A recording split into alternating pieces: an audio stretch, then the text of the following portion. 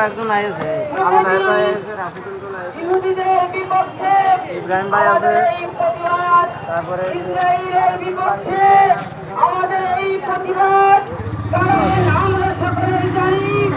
আর মুসলিম ভাইদেরকে নৃশংসভাবে তারা বোমা রেখে বিচ্ছিন্ন করে দিয়েছে এবং তাদের প্রতিবাদে আমরা আজকের এই সমাবেশ আমরা জাতিসংঘের কাছে জানাই।